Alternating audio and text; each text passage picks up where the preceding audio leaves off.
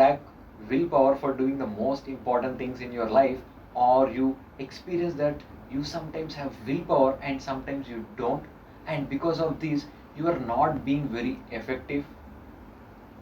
In this video, you will see what are the things that impact the willpower and how you can effectively use your willpower for working on most important things. In the 70s, there was an experiment conducted on few students to find out if there is any positive correlation between students completing their assignments on time and wearing clean socks. The results were absolutely the opposite. What they found, apparently, students could either get their homework done or change their socks every day, but not both.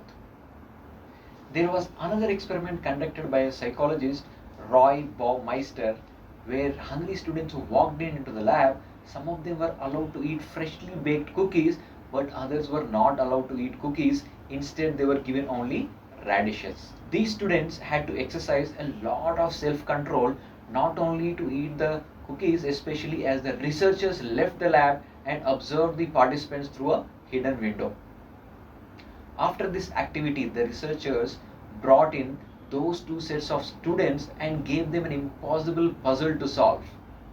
And the results were quite fascinating. The group who had been allowed to eat the cookies went on to work on the puzzle for 20 minutes, while the group who had been assigned to eat only the radishes went on to work on the puzzle for only 8 minutes.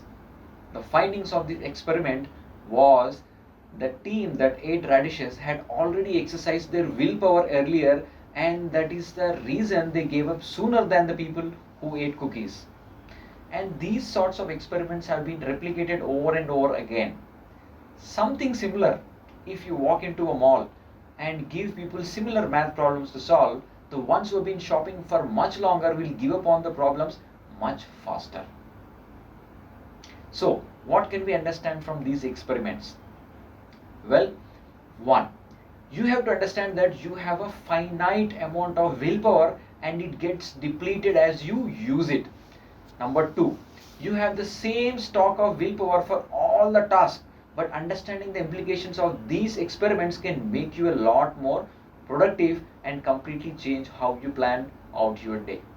A lot of people say things like, well, I have enough willpower to do my work, but I never have enough willpower for exercising when I come home. Well, it's not that you have a different stock of willpower for work and exercising. It's more likely that you have completely depleted your willpower at work and now you don't have enough to do exercise.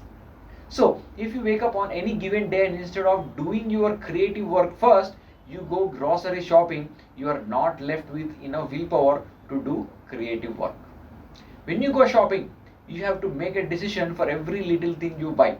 And you are probably familiar with the exhaustion that comes from shopping for a long time. If we understand this principle and start doing the creative work first, we are going to get a lot more accomplished. So, it's extremely important to understand how willpower works. The people who understand this are much more effective in life than the ones who don't. So, daily when you wake up and your intentions for the day are to get things done, you won't start your day off with opening Facebook or Instagram the first thing in the morning and waste your willpower. You shouldn't open up your email first thing in the morning and reply to every little thing before you make time for your creative work. You need to realize that every unimportant thing you do depletes your willpower that you could have dedicated to the one important thing you want in your life. Now that you have an understanding of willpower, all you need to do is take a look at your day and see if you are honoring the signs of willpower. Start your day by doing creative or important things first when you have sufficient willpower. Thank you for watching the video.